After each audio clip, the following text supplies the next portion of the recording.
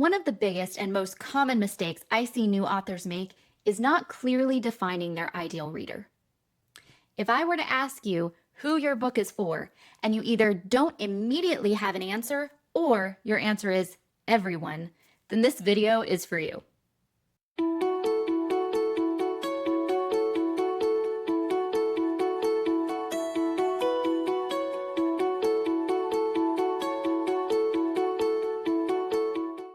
Now, let's be clear about something right up front.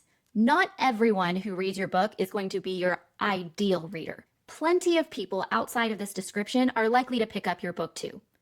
This is not about excluding people from reading your work. Instead, we're going to pinpoint who the perfect reader is for your book. Clarifying your exact perfect reader is important because it builds a deeper connection with your audience and helps you direct all of your book marketing decisions. Without this clarity, your book can feel vague and surface level for those readers who truly want to have a deep connection with your work. Lack of clarity can also make your marketing efforts more expensive and less effective. As authors, we don't want to waste precious marketing dollars reaching out to people who were never really going to resonate with your book. We do want to connect with those readers who are going to appreciate the work that we've put in, because those readers are going to engage with the book and share it with others. So, if not everyone who reads your book is going to be your ideal perfect reader, who is your ideal reader?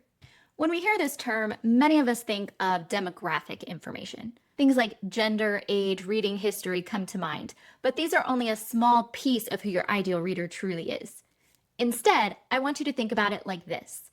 Your ideal reader is the person who is going to resonate the most with the content of your book.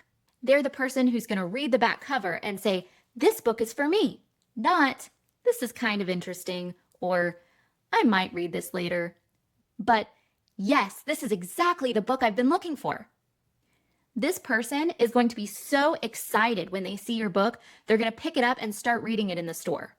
They'll probably buy multiple copies for their friends and family. They will talk about it on social media, and they will rush to write a review because they can't wait to tell everyone how much they loved the book. So, how do we pinpoint who this individual is so we can find them and share our book with them? That's where your ideal reader research comes in. Now, I recommend starting the ideal reader research process early in the writing and editing phases because this is going to make things a lot easier. However, if you're already further along in the publishing process or you've already published a copy of the book, it's still better to do it late than never at all. For nonfiction books, I feel that it's best to start this research before you start writing the book. This will give you more information on what exactly your reader is looking for before you start writing. For fiction books, however, I recommend starting this process after your first draft is already finished. This way, your creativity doesn't feel constrained in the writing process, but you still have plenty of time to make the changes that you need to make to fit your ideal reader's needs. Defining your perfect ideal reader requires 3 steps. 1, identify the core transformation your book provides. 2, identify the moment your reader is in. And 3, clearly narrow down your comp titles. Now, let's take a moment and break down each of these steps into clear actions. Step 1 is to identify the core transformation your book provides. To do this, I want you to ask yourself, what changes for the reader from page 1 to your final page? When I ask you what changes, I want you to focus on feelings and emotions. How is your reader likely feeling when they pick up the book, and how would you like them to feel when they finish the book? Do you want your reader to go from feeling confusion to understanding? Do you want them to go from feeling overwhelmed to feeling empowered? Maybe invisible to seen? What journey are you going to take your reader on within themselves?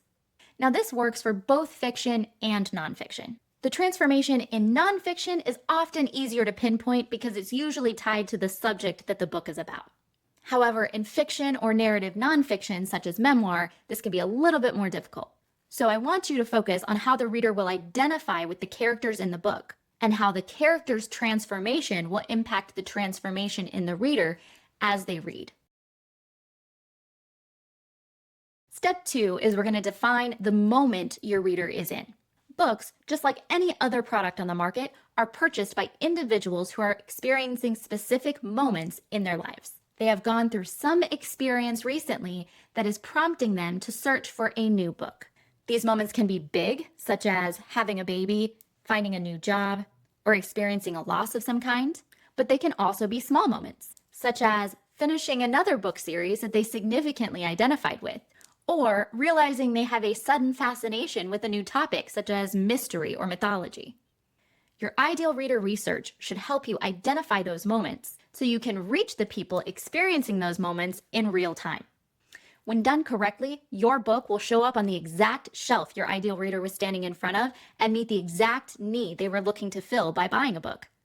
To them, it'll feel like magic, when really, it's prior planning on your part. The final step is to narrow down your comp titles.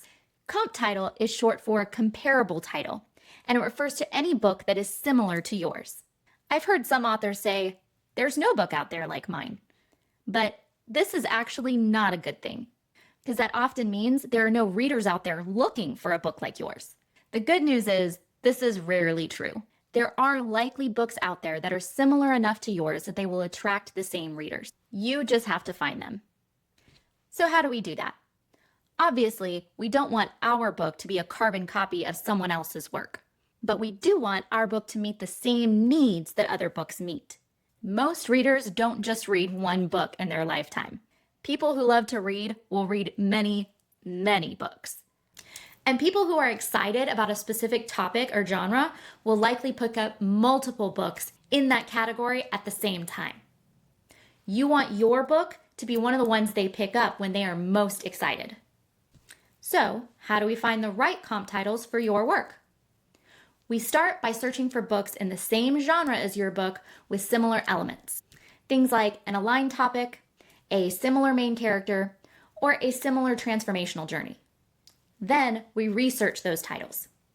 We check out reviews for that book on Amazon and Goodreads. We read discussion threads about that book and look at professional reviews. And we look for patterns in what readers liked and disliked about that book. What were readers excited to see in that book? And what did they wish had been avoided? Once we've done this deeper research in several books, we're going to narrow it down to our top 3. What are the 3 books that are most similar to yours, the best fit, and that meet the reader's needs most effectively? So, thus far, we've identified the core transformation our reader will get from reading our book. We've defined the moment they're in that will prompt them to pick up a book like ours. And we've narrowed down the top 3 books that our ideal reader is most likely to pick up whenever they're looking to meet their reading needs. Now that we have a clear understanding of who our ideal reader is and what they're looking for in a book, now we can use that information to edit the work to best meet the reader's needs. And we can direct our marketing efforts to make our books visible and accessible to that reader at the right time.